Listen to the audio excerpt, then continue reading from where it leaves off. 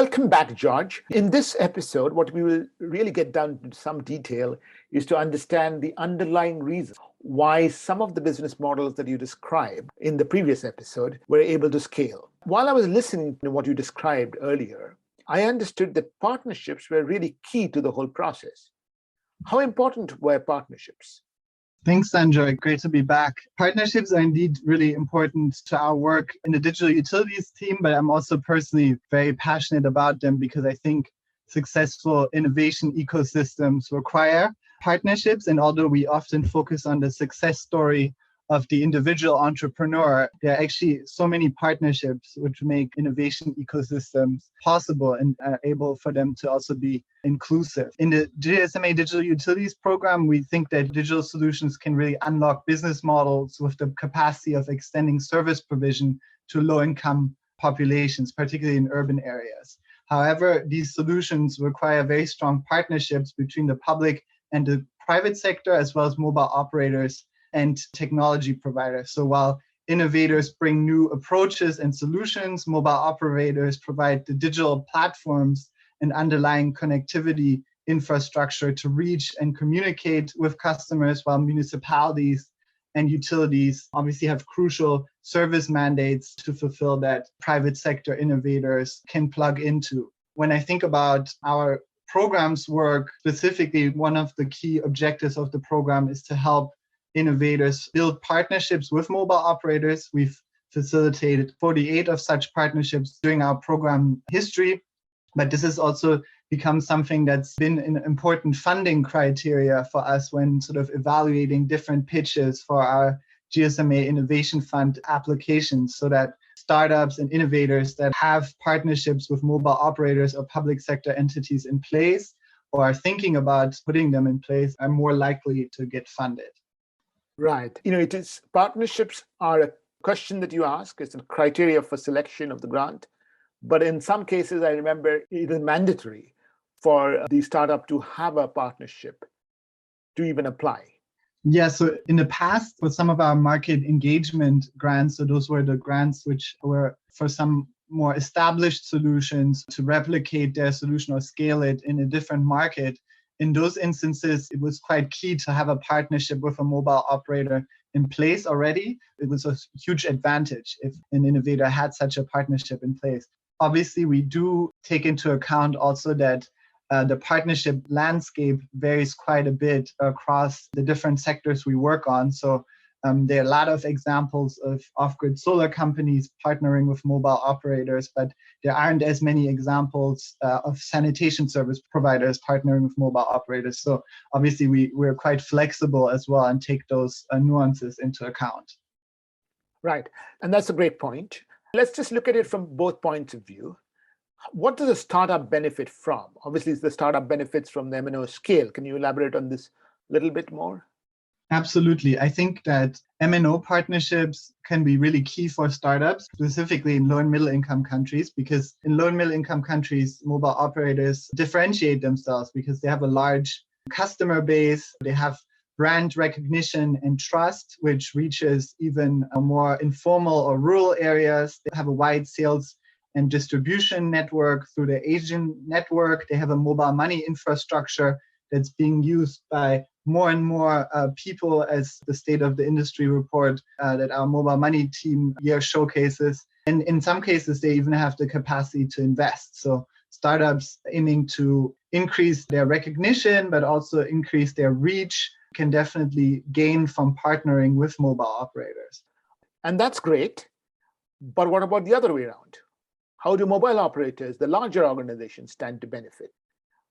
Yeah, thanks, Sanjoy. Most people understand that, startups have something to gain from partnering with mobile operators, but the other side isn't always properly understood. So in the case of mobile operators, I think the obvious advantage for mobile operators would be driving their mobile money business and creating more use cases for mobile money by integrating with different startups whose business models are built around digital payment use cases. An example of that is Pay-as-you-go Solar. In our past research, we've showcased that Pay-Go Solar customers are more likely to use mobile money, not just for solar payments, but also for other use cases. We've also showcased that partnerships with startups can be key for mobile operators to reach new customer segments. So a significant proportion of users of the City Tap service in Niger that we supported in collaboration with Orange, prepaid smart metering service in the water sector, 20% of City Tap's customer base, around 20% were new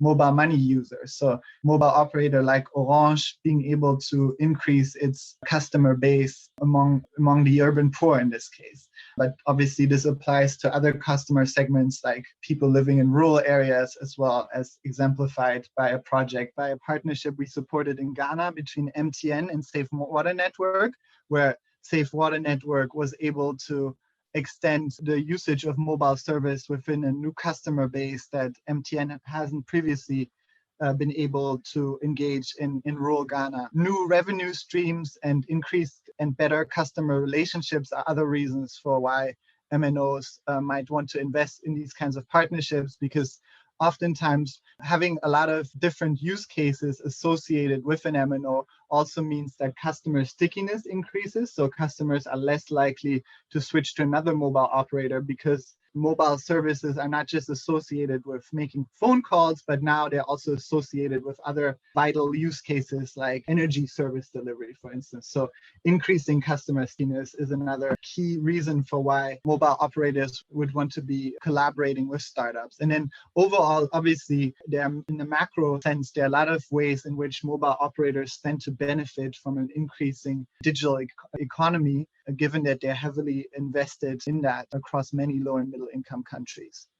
So well articulated, increasing revenues from an individual customer, tapping into new customers, increasing stickiness of customers. These are three obviously important things that a large organization will look at. But I'm just curious about the process. Did the large organizations go ahead and do the search of innovative organizations on their own, or did the innovative organizations come to them with offers, or in some ways, maybe GSMA brokered the relationship?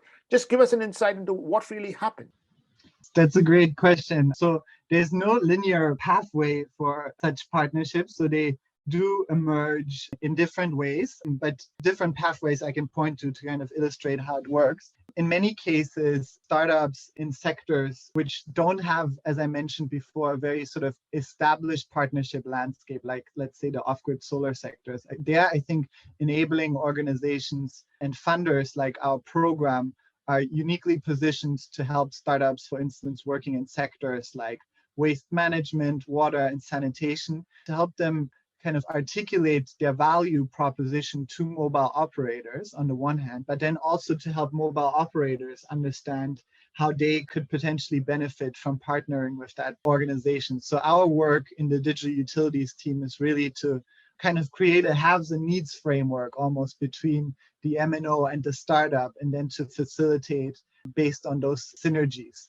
And we then coach and mentor startups on how they should approach with mobile operators, also consistently engaging our mobile operator stakeholders about the opportunities that we see specifically across utility sectors. What can also be beneficial is, being able to highlight how much of a customer base you reach as a startup. For instance, when Phoenix was still operating in Uganda, it was actually one of the top 3 merchant bill payment accounts for MTN Uganda in the entire country. So that can just highlight the sheer scale of some of these payment use cases.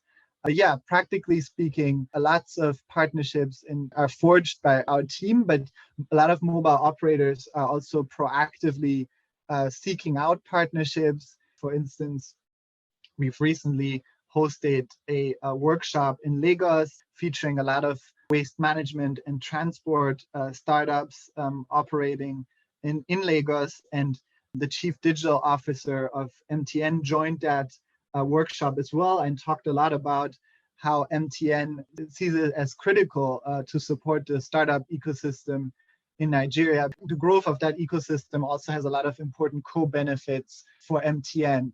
It was really interesting to see how proactive MTN Nigeria was with regards to, engaging the startups down the line and looking at partnership opportunities with them as well. So partnerships form in multiple ways. And in some ways, I'm hearing you speak, you could play the role of an information broker. Give us a little bit of insight into what happens after these partnerships. For example, do the larger organizations end up making an investment in the innovative organizations or acquiring them? Have you seen examples of that? Yeah, so that's been quite interesting for us, seeing how some of these partnerships evolve, but also some mobile operators even make investment decisions, taking stakes in some startups. So in the off-grid solar sector, obviously there's been a lot of interest by mobile operators, but also by other large corporates. So I guess I point to two different approaches there. One can see Orange through its Orange Energy division take a quite mobile operator-led approach to off-grid solar, where Orange Energy actually sells solar kit itself. And then another approach of other large conglomerates such as Engie, obviously acquiring our former grantees Phoenix and Mobisol under the banner Engie Energy Access. Engie is a large-scale energy provider, so it's really interesting to see them taking an interest in this last mile off-grid solar piece as well. In the clean cooking sector, actually, we've seen in Copagas, which developed a pay-as-you-go LPG smart metering solution in Tanzania, being acquired by a consortium called Circle Gas, which is operating in both Kenya and Tanzania. And Circle Gas main investor is actually Safaricom. So Safaricom saw a strategic interest in this LPG smart metering technology for clean cooking, as obviously that can drive more mobile money use cases in Kenya and beyond. And it's really interesting to see a mobile operator kind of making that investment from a strategic perspective. So those are some of the examples we've seen. We've also seen interest by mobile operators in some of the other sectors. We're starting to work on like mobility, no sort of acquisitions there yet, but good to see sort of this interest in the off-grid solar sector and also in the clean cooking sector. Though there are always trade-offs between a large organization partnering with a startup versus a large organization aiming to deliver the same services as a startup in the same innovative way. Right. And you mentioned Copagas example in the last podcast, and you actually characterized it as the first private equity investment that has happened overall in the clean energy access space, which of course is very important. I'm going to take you up on the offer of helping us understand Orange's strategy, which seems to be like striking out and doing these things on its own. Yeah, it's really interesting. With regards to Orange Energy, because there are some advantages and some disadvantages with regards to operator-led models in off-grid solar. First of all, Orange has an entire sort of energy division. It has the ability to think in quite large-scale terms since it's operating across so many different African countries, and it's not only engaged in off-grid solar but also in other energy projects, and recently was granted a license in Mali to become an energy service provider, not just in the off-grid solar space. The advantage it has, as I mentioned, is that it can think at quite a large scale, and that can enable the quick replication of successful business models. So an example of that is the partnership with Escotel, which is a company which was formed in partnership between Norfund and Sagemcom, and it provides clean energy to telecom towers in Africa. Obviously, half of the telecom towers in Africa are currently bad grid or off grid, according to our GSMA climate tech program. And Orange was able to strike a partnership with this company, Escotel, to focus on 900 telecom towers in Sierra Leone, Congo, and Liberia, and to help them being electrified by renewable energy. And obviously, this model is quite interesting because there's also a potential of revival of what we call the ABC model, the anchor-based client model, where telecom tower is powered by a mini grid. That telecom tower sort of serves as the anchor client of that mini grid, but that mini grid then also serves the surrounding settlement or community. So it'd be really interesting to see whether there'll be more growth of this model as there's obviously more pressure on mobile operators such as Orange to green their footprint and make sure that their telecom tower infrastructure is powered by clean energy. On the flip side, one has to ask whether the strategy of Orange selling solar home systems directly to customers in countries is preferable to, Orange partnering with pay-as-you-go solar providers that then sell the solar kits to customers themselves. Because it's important to say that being a mobile operator is very different from being a solar home system provider, and selling mobile money units is very different from selling solar home system kits. So Orange obviously pursues those dual strategy. It still partners with other solar home system providers and sells their own, but it'd be interesting to think about relative success of both models. Sekou Dramé, the CEO of Sonatel, gave an interview in Jeune Afrique, I think in March this year, stating that Orange Energy had sold 31,000 solar kits in Mali, Senegal, Guinea, Sierra Leone, and Guinea-Bissau, but as of the end of 2021, suggesting that there's still a lot of scope for this model to scale, and there's a lot of questions about whether that model actually has more potential than mobile operators simply being sort of effective partners to pay-go solar providers that really specialize on that.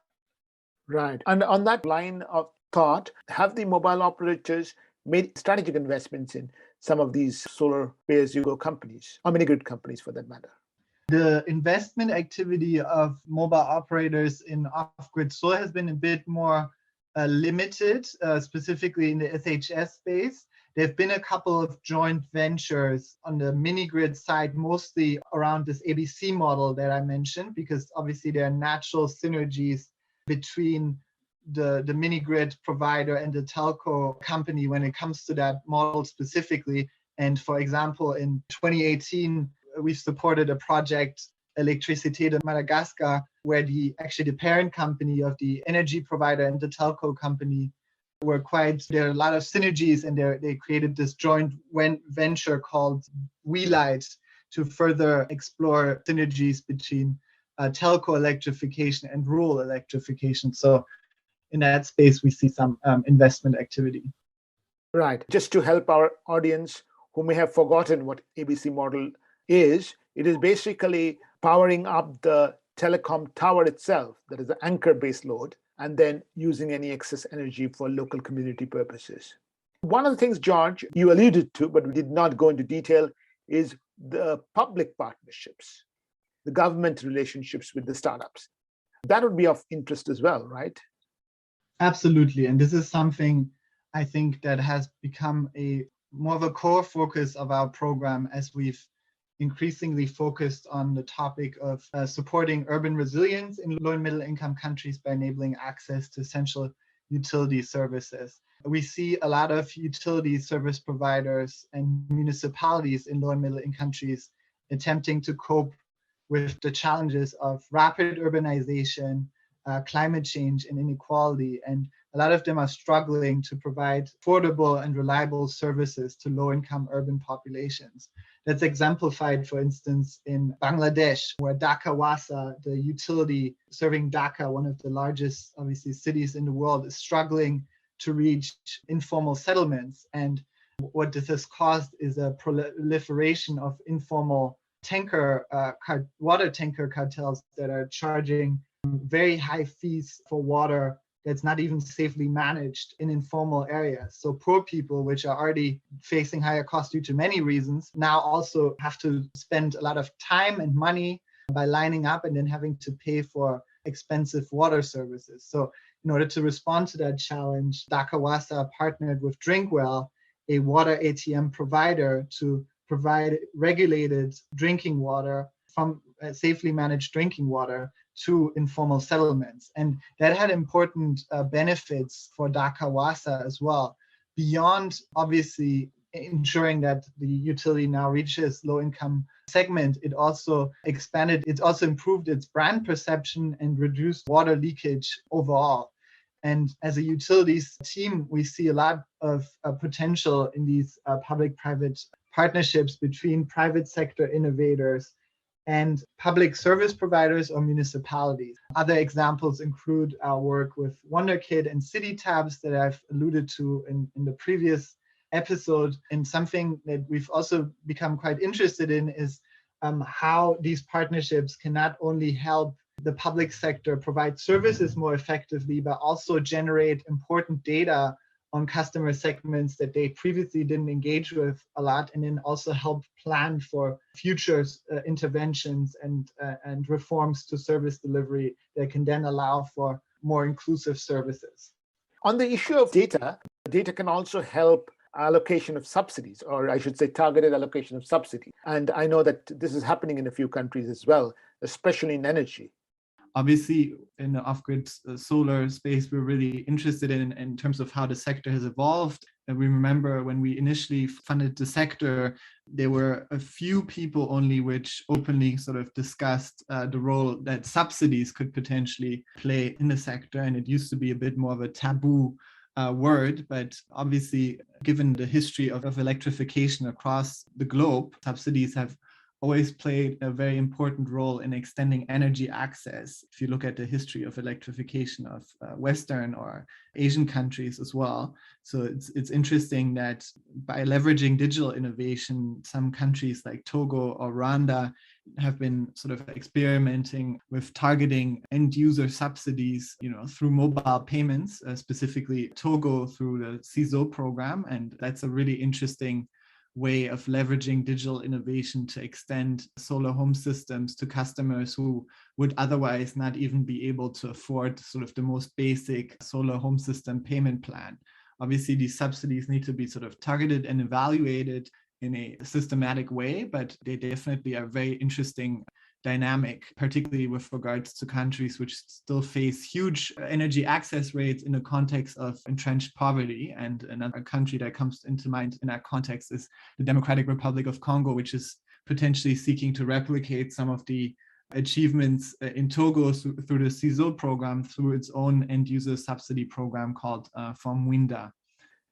On the use of data, continuing on that topic, I know that you have put out a publication on public-private partnerships around the use of big data in several countries, at least two of them in Asia. Yes, recently published a report on the role of innovative data for urban planning. And in that report, we wanted to look at the challenge of data scarcity that a lot of municipalities face, specifically when it comes to the expansion of the city as it is so rapidly evolving, but then also when it comes to informal settlements specifically, which hosts up to 60% of the urban population in least developed countries. And we looked specifically at the role that innovative data sources such as mobile operator data, remote sensing data, utility services data, and other digital services data can play urban planning and service provision use cases. In the report, we found a lot of interesting examples, as you mentioned, for the utilization of innovative data sources. So one of the case studies we looked at was a case study collaboration between BPS, the statistical department in Indonesia, and Telkomsel, one of the major telco operators in the country. And BPS, in this case, used telco data in order to understand how the metropolitan boundaries of the city of Bandung have evolved over time. As cities rapidly expand, their metropolitan boundaries also emerged, and they used call detailed records to create origin and destination matrices of commuters who would sort of come to work in the city. And that helped the statistical department create a new model of where metropolitan boundaries are now delineated. It might seem like a quite specific use case, but it actually has quite important implications, as metropolitan boundaries have a lot of important implications for who's responsible for service delivery in which area, and how much revenue a certain municipality is supposed to receive in order to deliver those services effectively. And previously, BPS had also been using telecom data to understand the impact of tourist events on public transport, so how a sort of surge rider demand is likely to influence the flow of traffic and routes throughout the city. And it's really interesting because obviously conducting surveys is really expensive for a lot of statistical offices in low and middle income countries. And while conducting surveys will never become irrelevant, they are often important in order to even check whether the insights from innovative data sources such as telco data are valid, but the cost can be decreased tremendously if for certain use cases one can rely on these innovative data sets such as mobile operator data. We also looked at a couple of other use cases such as an organization called Gather, creating this sanitation data hub in Antananarivo by kind of bringing together data sets, public and private service providers, as well as NGOs. And that allowed it to, for instance, create a model to understand how flooding would impact the city's sanitation infrastructure over time. And obviously understanding that Madagascar is one of the countries facing huge climate adaptation challenges, it's really interesting to see the role that data can play to increase resilience. We've also looked at a use case in the Philippines where a government entity collaborated with ride-hailing companies in OpenStreetMap in order to improve transport planning. But overall, these use cases are all really interesting. But what we try to do in the report is really highlight not only the things that these partnerships were able to achieve, but what we really wanted to highlight is the process of partnership formation, how partnerships are taken from pilot to scale, and what ultimately underpins the sustainability of these partnerships. But also obviously what limitations some of these partnerships might face. In our report, we provide a broad overview that kind of looks at the evolution of those partnerships as well. The process of partnership creation is really important, and we are actually in this episode trying to talk a little bit about it. I think we've understood some of the elements of how organizations benefit, how organizations strike partnerships, but it's also important to think about the other thing. Partnerships are not easy, right? Especially the startup, the larger private organization, the public organization, they all have very different cultures. And culture eats strategy for breakfast, as once Peter Drucker said. From that point of view, can you reflect on some of the lessons? Yeah, that's a great question. I think one has to be realistic about the fact that, as you mentioned, partnerships are hard. There are a lot of potential barriers facing success of partnerships, specifically when it comes to data. But I think some of these points apply to startup public sector partnerships in general. So I think when it comes to the innovator public sector interface, I think one has to take into account that the timelines, the language, but also the priorities of private sector innovators can differ quite substantially from those in the public sector. So it's important to understand that and to take that into account. It's also important to, from the onset, think about the business models and revenue streams that are going to underpin partnerships over the long term. And it's also important, if from a private sector innovator perspective, to adapt and hedge against potential risks. So for instance, state-owned utilities as a partner can be quite challenging when it comes to revenue collection. So if there's a revenue agreement between a private sector innovator and the utility, so how can the private sector innovator insulate themselves against the risk that a utility will pay very irregularly? Does that mean it has to rely on multiple different revenue streams? Does it have to work with a range of different utilities so risks are diversified? So those are some of the questions one can ask themselves. Or, does there need to be another financing partner that can take on some of the risk? So those are some of the considerations. But also, when it comes to the question of partnerships involving data specifically, I think it's really important to take local context and local political economies into account. Who are the key stakeholders and what are their incentives? Then I think it's also important to take into account the digital capacity of the public sector. It's really important to understand what that capacity looks like, to understand what use cases are possible and relevant. Aligning, different stakeholders with sometimes competing priorities is really tough, but important work here as well. And then, as I mentioned, the identification of business models that can sort of finance these partnerships in the long term. When it comes to data, it's also really data partnerships. It's also really important to co-create with the public sector from the onset, because oftentimes private sector innovators or data scientists create these very fancy data models or data analyses, but they often aren't necessarily translated into any to have any policy impact. And that's often because this co-creation was lacking from the onset. So it's really important to understand, what does the public sector actually need? Do they need a report, an app, a decision-making support mechanism? How should the final analysis actually be presented and how will it be integrated into an ongoing policy making process. So those are some of the things that one has to take into account, but important to say that there's no silver bullet to successful partnerships. I think require ongoing stakeholder engagement and aligning incentives and stakeholders. And obviously, we at the GSMA Digital Utilities Program are really excited to be able to support both private sector innovators and the public sector to kind of drive more of these partnerships forward. Absolutely right. There is no silver bullet. But one thing I wanted to just understand a little bit more, and you touched upon this, is the risks that private sector entrepreneurs face. In partnering, you elaborated on the risks with public sector organizations, but there are very big risks in operating with private sector large organizations as well. Typically, sometimes the private sector organization can fall between the cracks of different departments, or organizational priorities change.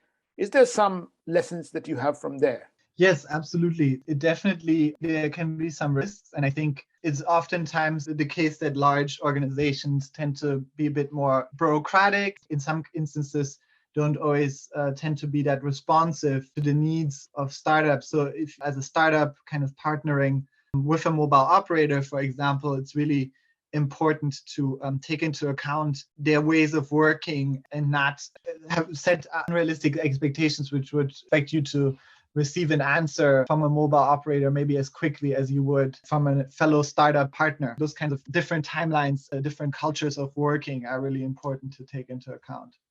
With that, we come to the end of the podcast, and maybe I'll ask you to summarize your thoughts to the three audiences that you speak to your core mobile audience, to the public utilities, and to innovative organizations. You have to sort of summarize your thoughts, and very difficult in 3 sentences. What do you do? So to the mobile operator audience / those broader digital ecosystem, I think it's really important to stress that it makes business sense to invest and try to reach those at the bottom of the pyramid, so low-income populations specifically. We've showcased that throughout our work in the Digital Utilities Program, and I think it would be really important for mobile operators to continue to see value in partnering with startups that deliver essential services, not just because it makes business sense, but also because it's critical for countries to achieve their national development objectives, and for mobile operators to not just be interested in short-term shareholder value maximization, but also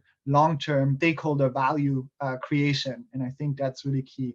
And if you look at the role of the mobile industry on the African continent specifically, and look at the role of mobile money, this way of embracing innovative service delivery models that have the capacity to reach underserved communities is kind of in the DNA of the evolution of the industry, because mobile money, for instance, quite exemplary. It's an innovation that wanted to find a response to so many people being excluded from formal banking services. And on this note, I can only recommend folks to read the book by Ifosa Yomo, Clayton Christians, Katie Dillian on market creating innovations, because they really illustrate how being able to provide services to people in a cheaper way can be really transformational at scale. And pay-as-you-go solar, mobile money are examples of services that low-income communities were previously unable to afford, but due to the potential of digital innovations are now able to afford. So I think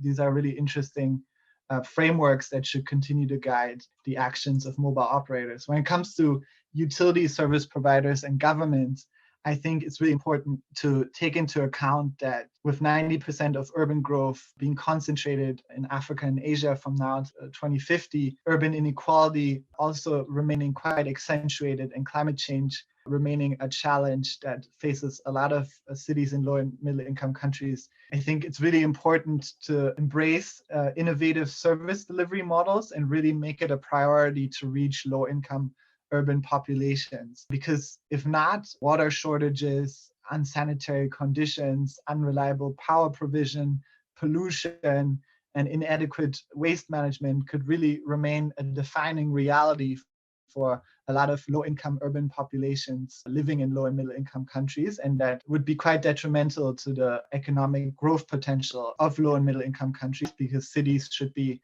engines of prosperity and social mobility and not poverty traps.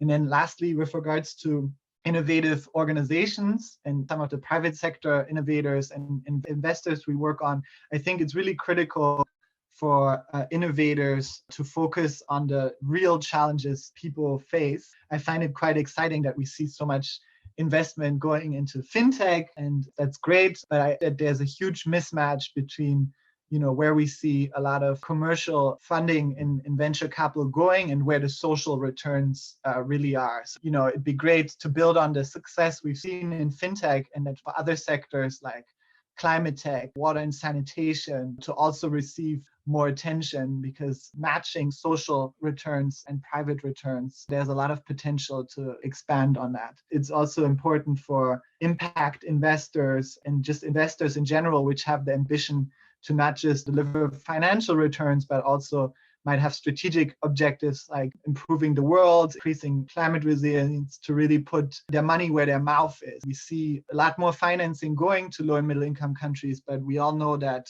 from a climate financing perspective, a lot of African countries receive way too little with regards to where the needs are. So I think the entire investment community, also donors, really need to step up and put the money where their mouth is. Lastly, I would just say that when it comes to utility service delivery, private sector innovators and digital innovations can make an important contribution, but they can only achieve so much. Low and middle income countries can't just out-entrepreneur themselves out of every challenge that they face. And it's important that the public sector and government officials especially also view equitable access to basic services as an absolute political priority. And we've seen in some instances where that has been the case, that usually creates an important momentum and also creates interesting pathways for private sector innovators and mobile operators to plug into an existing public sector agenda, making sure that